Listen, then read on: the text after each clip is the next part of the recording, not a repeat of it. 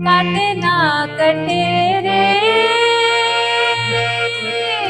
रंजिया सैया इंतजार में हाय हाय मैं तो मर गई बेदर्दी तेरे प्यार में। फिर से मुझे फिर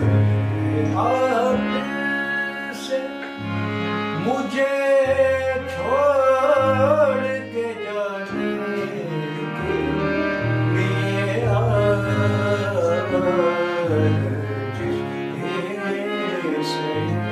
मैं बच्चों से ये कहूंगा कि वो रियाज करें, मेहनत करें, फिर अच्छा गाए, फिर उनको कब कोई ऑटो ट्यून की जरूरत नहीं पड़ेगी कभी भी।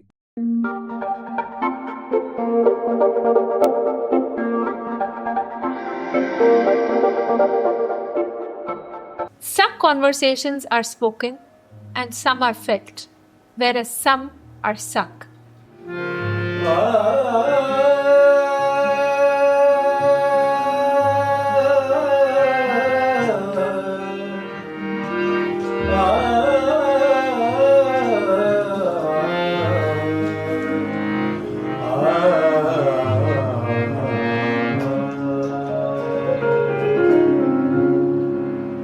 Assalamu alaikum and welcome to Rise Beyond Titles and I'm your host पुरूसा Miraj. आज का एपिसोड खासा मुख्तलिफ है। आज का एपिसोड सिर्फ एक कॉन्वर्सेशन नहीं है बल्कि सुर और संगीत की महफिल है। और इस महफिल में जिन शख्सियत से आज मैं गुफ्तगू कर रही हूँ वो ना सिर्फ एक मोतबर शख्सियत है और ऐसी शख्सियत हैं जो कि जानी मानी भी हैं, लेकिन वो सुर और संगीत से जुड़ी हुई हैं और उसके साथ साथ मेरे उस्ताद भी हैं। तो I would like you all to please welcome उस्ताद महमूद अली खान साहब। Thank you very much Rusa. उस्ताद अगर आपकी इजाजत हो तो मैं एक गाने से शुरुआत करें हम। बिल्कुल, बिस्मिल्लाह। क्योंकि मैं म्यूजिकल एपिसोड है तो गाने से बिल्कुल शुरुआत बिल्कुल, मुझे खुशी होगी।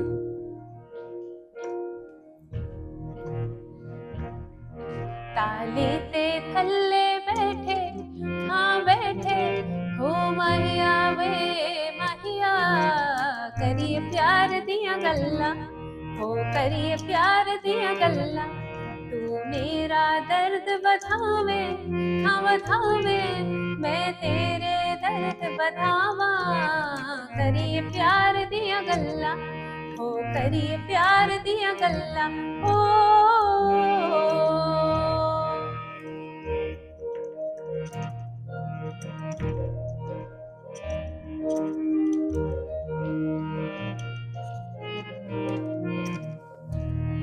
ताली ते उत्ते बूर ताली ते उत्ते ताली ते उत्ते बूर मेरा माही मैं तो दूर हो अजी हो करिए प्यार दिया गल्ला हो करिए प्यार दिया गल्ला तू मेरा दर्द बधावे हाँ बधावे मैं तेरे दर्द बधावा करिए प्यार दिया गल्ला हो करिए प्यार दिया गल्ला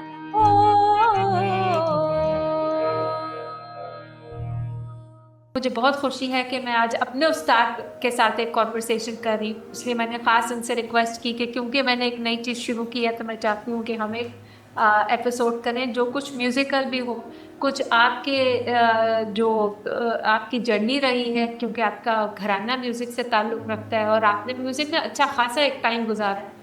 उस्ताद आपका जो है ताल्लुक़ एक ऐसे घराने से है जहाँ पे आप शायद सुर संगीत और म्यूज़िक के साथ ही पैदा हुए, तो आपके अंदर है और आपके जीन्स में भी म्यूज़िक है। बिल्कुल बिल्कुल। तो हमारा ख़ानदान के बारे में जी, मेरा ताल्लुक़ जो है वो ग्वालियर घराने से है। ग्वालियर घराना जो है मौसीकी का सबसे मुस्तनद घराना है। जहाँ वेस्टर्न म्यूज़िक की बात होगी तो हमेशा ग्वालियर घराना जो है परमानेंट घराना रहा है और अब तक रहा है। तो मेरी ये सात्विक गोष्ट है इस घराने की, जिसको मैं लेगेसी को लेकर चल रहा हूँ। हालांकि आई एम कॉमर्स ग्रेजुएट, लेकिन मैंने इसको जो है ना वो ये समझा कि मैं मौसीकी का और मेरे वालिद उस्ताद कुतुल्ला खां साहब मरहूम जिनसे मैंने ये फ़न सीखा और मेरे बड़े भाई ज़फ़र अली खां साहब जिनसे मैंने ये फ़न सीखा। सवालात तो चले चलते रहेंगे, अगर कुछ कुछ आप गुनगुना दें फिर हम सवालात आगे कंटिन्यू करें। और अब मुझे पता है कि क्योंकि आप मेहदी हसन साहब को बहुत अच्छा गा, तो कुछ उनकी वो तो बहुत बड़ी चीज़ है जो वो बहुत डिग्रेड थे, एकेडमी थे मजलिस उल्फात जो है गज़ल की तहकीक।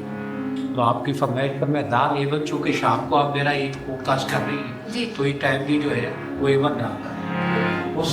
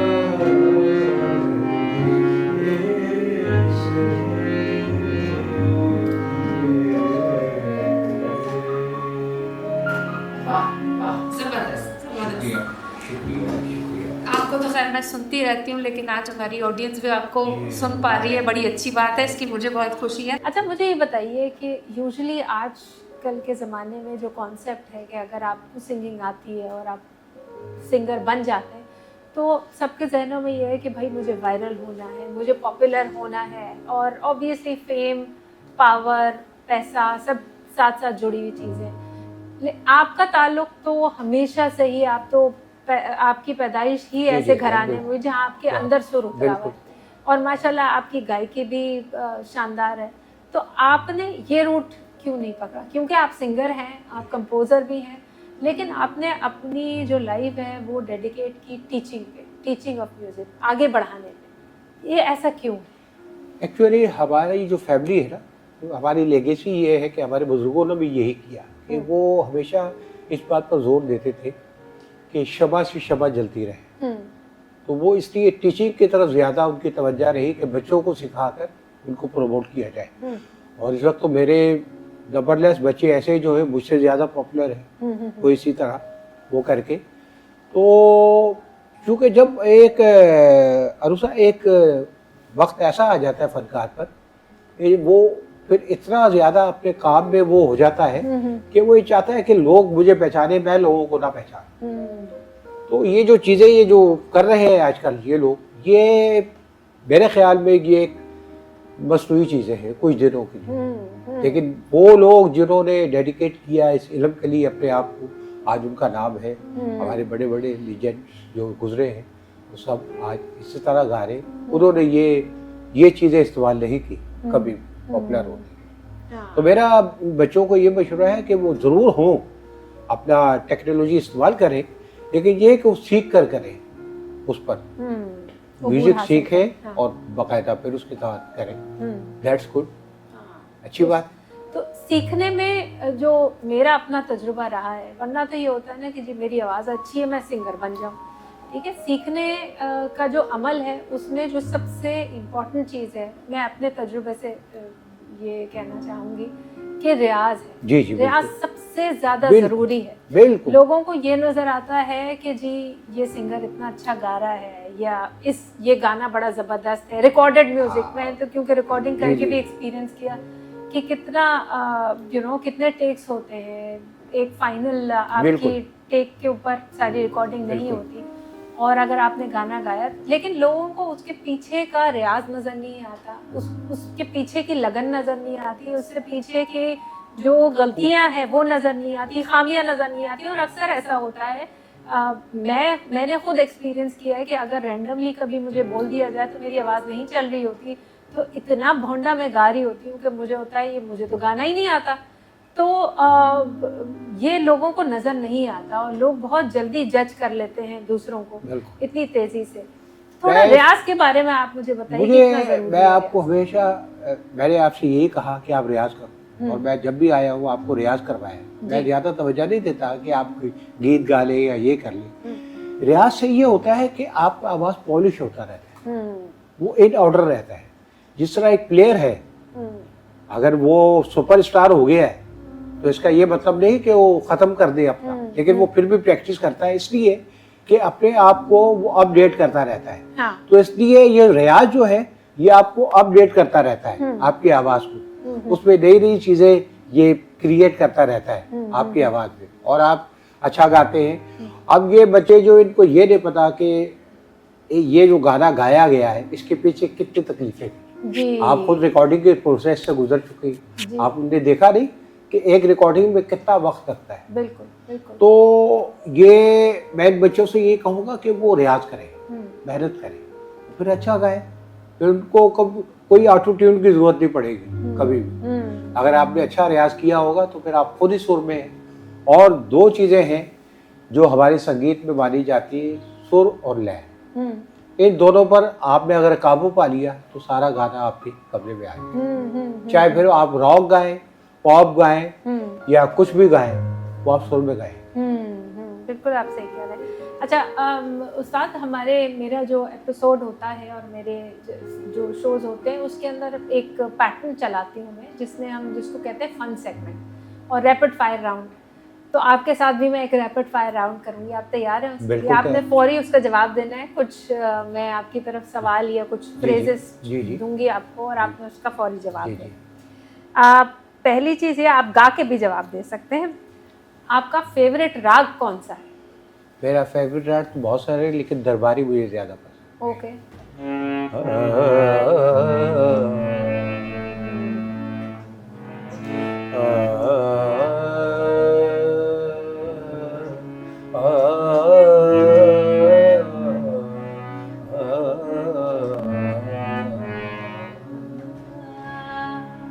सही सही। अब आप इस तरह का है।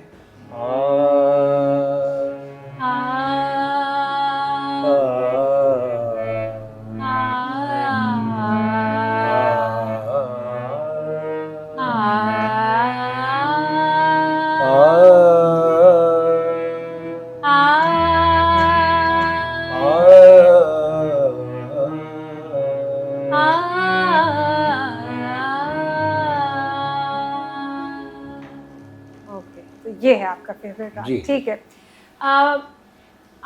अगर महफिलें जो जमती हैं तो आप कौन सी महफिल, किस वक्त की महफिल ज़्यादा पसंद करते हैं, मॉर्निंग की या इवनिंग की? नहीं, मेरे लिए दोनों महफिलें अच्छी हैं, मॉर्निंग की भी, इवनिंग की भी। प्रेफरेंस दीजिए, अगर आपसे कहा जाए कि कोई एक चुनो तो ज़्यादा किसको प्रेफर करेंगे, मॉर्निंग या इवनिंग को? मैं इवनिंग को। इवनिंग को करेंगे, ठीक है। यूजली हमारे यहाँ इवनिंग की महफिलें जमती हैं।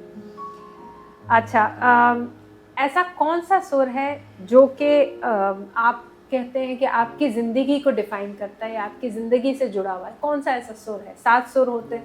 देखिए जी, 7 सुर जो है ना हमारे, वो बिल्कुल हमारे जिस तरह 4 पहर हैं हमारे दिन के, सुबह, दोपहर, सपहर और शाम, तो इसी तरह 4 पहर के असातिज़ा ने राग बना दिए, तो वो राग उसी वक्त अच्छे लगते हैं।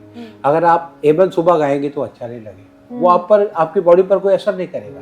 लेकिन अगर आप भैरव गाएंगी या भैरवी गाएंगी तो वो आपकी बॉडी पर असर करेगा उसका। जैसे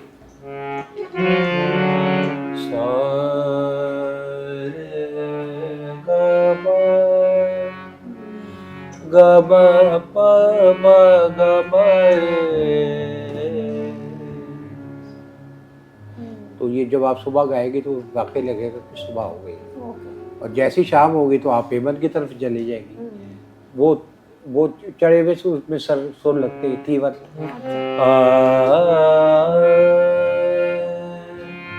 बेरेगा मरेगा मरेगा रे मेरे साथ। आपने देखा कि दोनों में आपकी फीलिंग की कैफियत जो है बदल जाती है। सुबह के रागों में आपकी कैफियत कुछ और होती है, शाम के रागों में आपकी कैफियत कुछ और होती है।